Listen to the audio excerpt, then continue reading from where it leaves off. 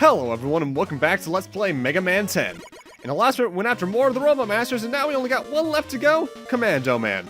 Though first off, I should note, in the last part I actually forgot to mention some things. Because you might remember through part 1 I mentioned that there are brief bios about what the Robot Masters were doing before Robo-Wenza broke out, and I should probably go over the ones I missed going over the last part. Pump Man was a wastewater treatment plant purifier. Plain and simple. Solar Man was, I think, a Sunlight Research Lab researcher. Chill Man, I think, was an Arctic natural observation bot, whose mission was to try and find a way to cease global warming. Nitro Man, I think, was a stunt robot. Either way, Commando Man stage is more or less the Concrete Man stage for this game, in that there's a lot of trap enemies in pits that will try to knock you down if you jump over them too hastily. Plus, there's that sandstorm gimmick that tries to push you all over the place, and it does a pretty good job of it, all things considered. Admittedly, in the first half, it's not too dangerous because the pits are usually small and such, but later on, they're going to get pretty dangerous by placing spikes all around it. Also, we're cutting back towards the beginning of the stage because there was a split path, and it's time for base to get a little bit more love. Now, Commando Man himself, his purpose prior to Robo-Wenza breaking out, I believe was a minesweeping robot. Trying to find mines and all that.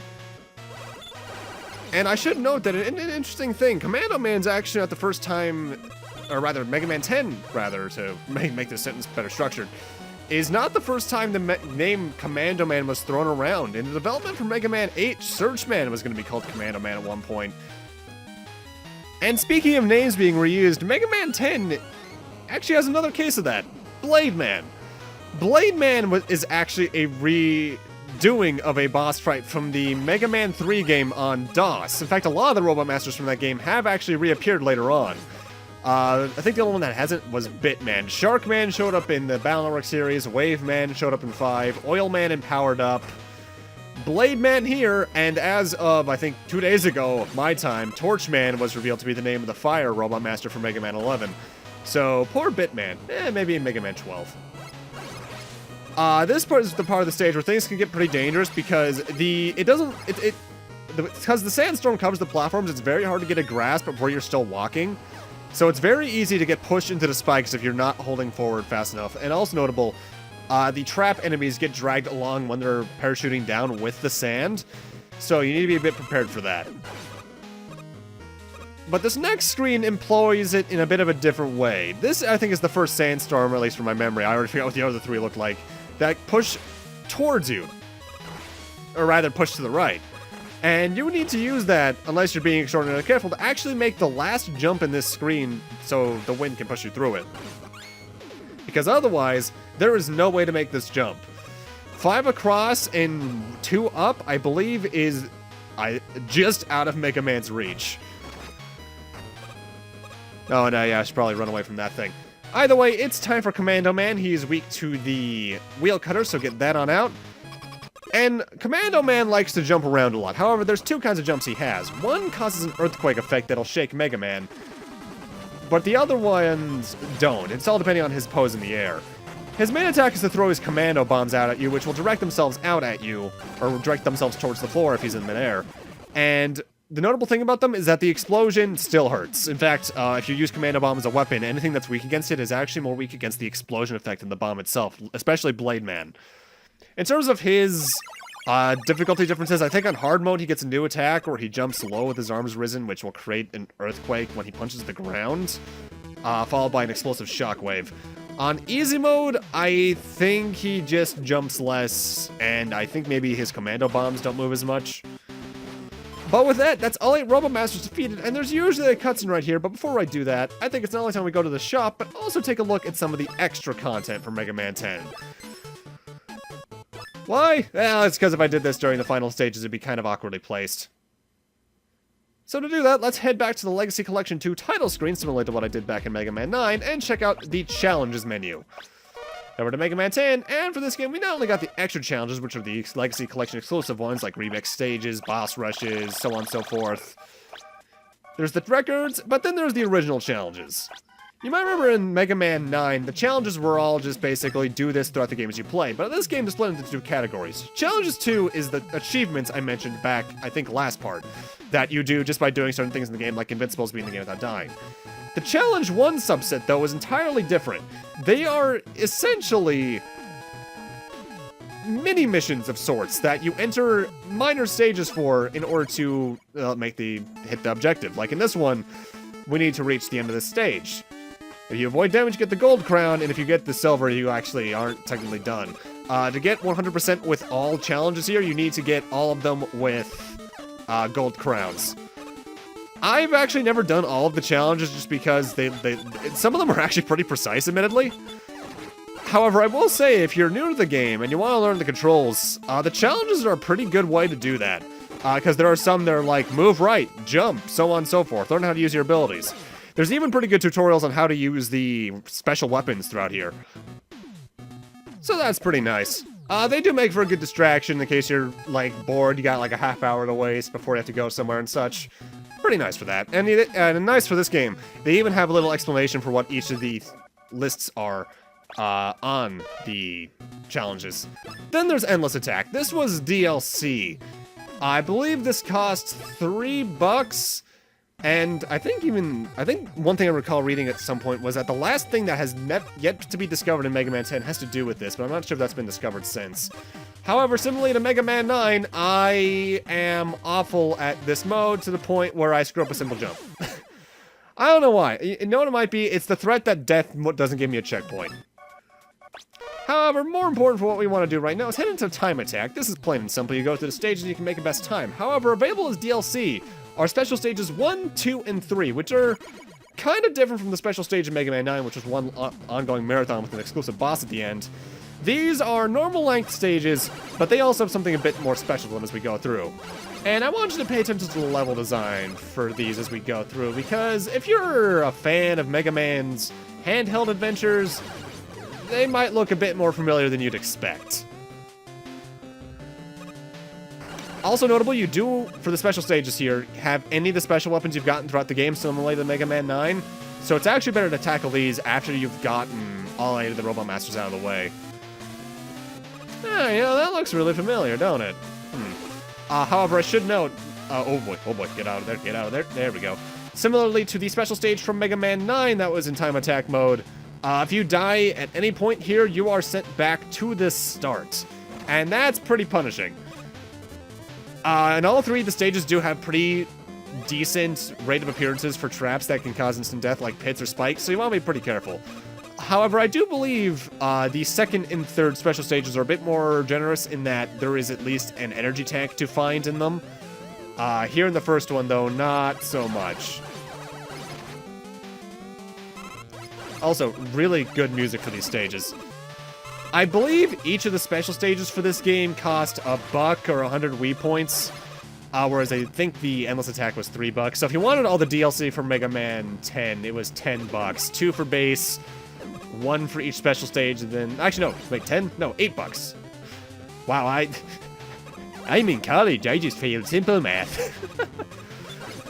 Ah, man. Math is not my specialty, I openly admit. That's my dad's thing. One thing I can recommend, though, is going all out with your special weapons more or less as much as you can through these stages, because none of the bosses here are going to be that vulnerable to the special weapons you've gotten in the game. They're better used for the enemies.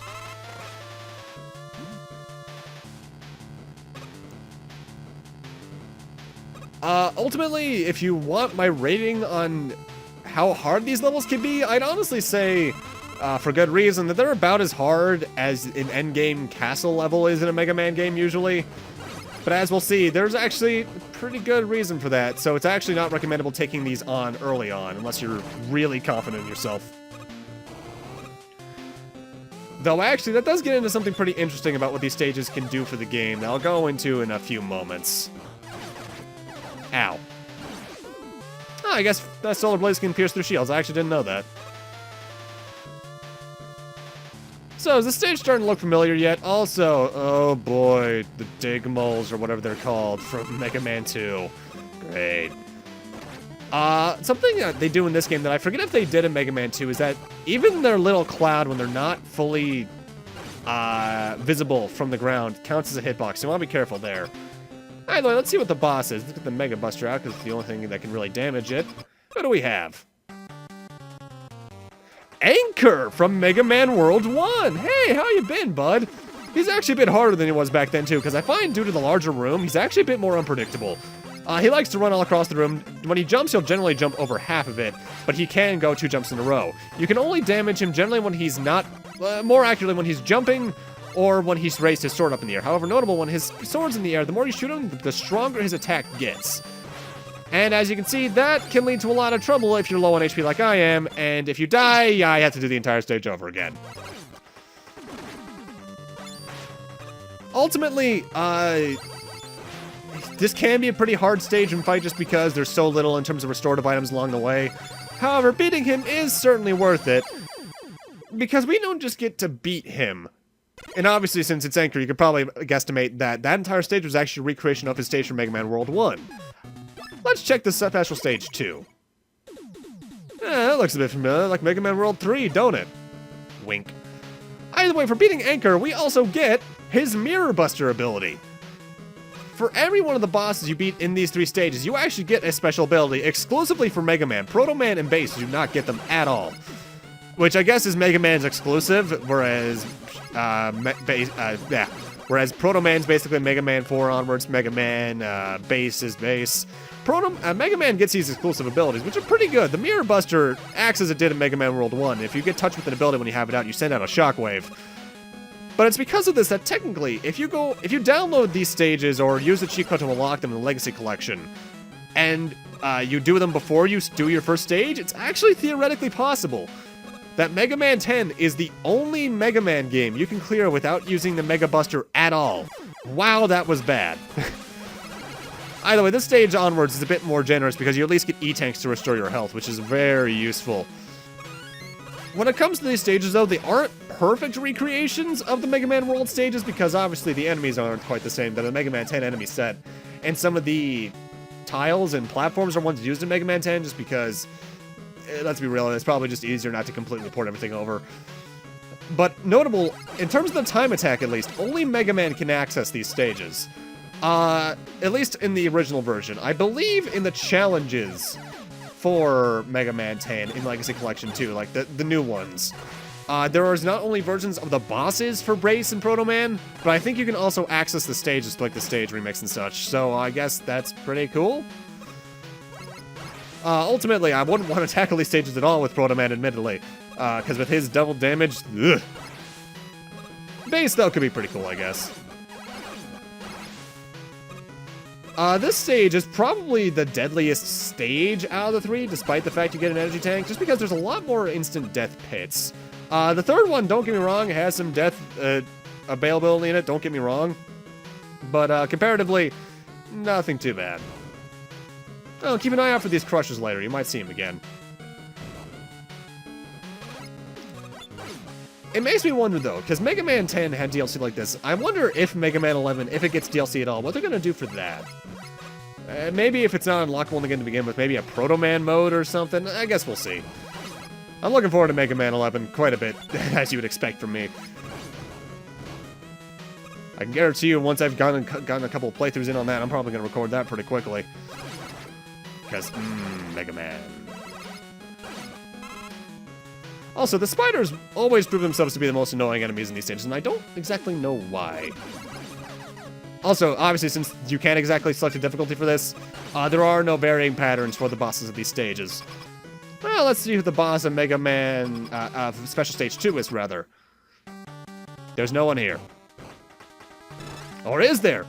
It's Punk! If it's not entirely obvious, the bosses of the 3 special stages are the Mega Man Killer series from Mega Man Worlds 1 through 4. The only one who's absent is Quint because he's Mega Man, and let's be real, it was kind of a dumb fight to begin with anyway. Notable though, the Mirror Buster is actually very ineffective against Punk. Because the weaknesses for these 3 Robot Masters are actually the other Mega Man Killer weapons. But in the case of Punk, it's so hard to reflect his Screw Crusher into him that it's pretty not worth it. Though Punk is actually the hardest out of the 3 to fight in this game, Mostly because in Mega Man World 3, you had the slide. You don't have the slide here, which makes his middle charge really annoying to dodge because he moves so quickly. The high and low one you can dodge pretty easily, but you have to jump over the middle one, and that can be kind of annoying to do. And use an energy tank because I don't want to die. Ultimately, his pattern is pretty simple, though. It's always to throw a couple Screw Crashers, then do his charge attack, rinse, repeat, so on and so forth. I would say he's probably the easiest to Mega Buster just because his pattern doesn't change at all. The only thing that really changes is the amount of Screw Crushes he throws at you. And even then, if you're just keeping an eye on his movements, figuring out when he's going to charge is obviously pretty simple. However, not getting damaged by him is another story entirely. And for beating him, you get that Screw Crusher ability, which throws a screw up, which then goes down to an arc. But it's also the weakness of the next special stage boss. Take a guess at who it was, because I said Quint wasn't dead. This is a bit of an annoying stage to start off, I admit. Because it's nothing but bottomless pits at the start, with the trap enemies, which for new players could be annoying to say the least. Though I love this song. Now, admittedly, if you're going for the special weapons from these three Robot Masters and using them to start the game off, Screw Crush and the one we're going to get from this stage in particular are really good projectile weapons, not only because they actually do some decent damage, but because there's a lot of ammo for both of them. They are very good replacements for the Mega Buster early on, in the case you are a player who loves to use special weapons, in the case you have them. Yeah, as you can see, there's a lot of death here. In fact, now I think of it, maybe the stage has more instant death opportunity than stage 2. I want to say, back when the game was released, I think these were released... They were released the same month as base. That was April. How soon was that after the game got released? I think it was the next month? You weren't really missing out on anything from this if you didn't get them early on, but nowadays with the Legacy Collection, there's no reason not to play them because you get them for free anyway. And admittedly, they are well-designed stages, minus the no checkpoints thing. If there was a way to access these stages from, like, the menu during the campaign so you could actually have checkpoints, I think I would like these stages a bit more. But I understand being DLC, it's kind of hard to implement, plus, what other reason would these be here for other than maybe an optional thing? Ow. Solar Beam to the face. I do believe in the case with all three of the Mega Man killers, though, none of the special weapons you get during Mega Man 10 actually do any damage. Which is kind of sad because, God, I love Triple Blade. But I also understand it because that, in the case you tackled them later like I am, that could kind of trivialize the challenge of the stages that they're supposed to have. Thankfully, they didn't make the enemies invulnerable to them, which makes me very happy. Though this stage has an annoyance that I'm not exactly sure you're supposed to deal with normally. Because you need to use the Triple Blade in order to not die here, at least from my experience. In Mega Man World 4, you had a new weapon at this point that you could aim in all directions to take care of this very easily, but here, Triple Blade's like your only choice for this from my knowledge, aside from maybe Rebound Striker, and otherwise, I'm not sure you're supposed to do this on a fresh file. I guess if you went after Punk first, you would have Screw Crush, but... Also, random restock room. Either way, if you've noticed the pattern and the fact that I said that Quint's not in the game earlier, the boss of Special Stage 3 is Ballad, who actually notably has two sprites. Sometimes he can show up looking like his original fight here, where he doesn't have the sunglasses, and as I'll put the sprite up right now, sometimes he shows up with his second fight sprite from Mega Man World 4, where he has the sunshades. His pattern is to try to run into you, though, and drop his Ballad Crushers on you to try and lay mines for you to get trapped on. He's very aggressive. However, as you can see, Screw Crusher makes him the easiest fight out of the three. Yeah, you take a lot of damage, but it's all Pyrrhic. And for beating him, you get that Screw Crush ability, which, his Ballad Crush ability, which you can throw in any direction.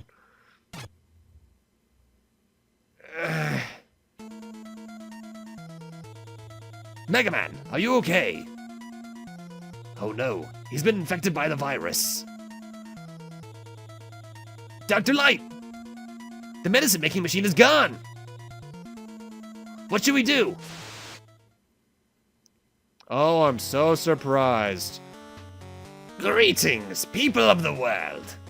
I hope you're enjoying the effects of my little Robo-Enza virus.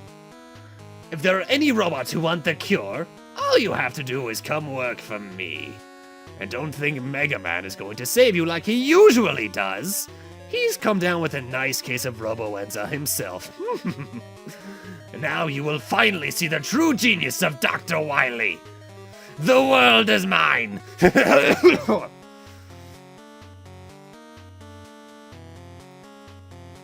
should have known this was Dr. Wily's doing all along. I have to stop. No, you are in no condition to do anything. Roll! Megaman, use this. I thought you took your medicine already. I was saving it in case a really sick robot was brought in. But roll, you need it. If I use it, I still can't stop Wily. But if you take it, you can stop him. Thank you, Roll. Sit tight. I'll stop Dr. Wily and bring back enough medicine for everyone. We're all counting on you, Megaman. Good luck. Be careful. Out there. My auto voice changes every time. Notable though, if you're playing as Base or Proto Man, the Mega Man sections of that cutscene don't happen at all. It's just the Wily section, and then you're sent right back to the title screen for not the title screen, the stage select, so you can access the castle. But with that, I'm going to need to end this off here. Thank you guys for watching, and in part 4, we're starting the charge on Wily's castle. See you guys then.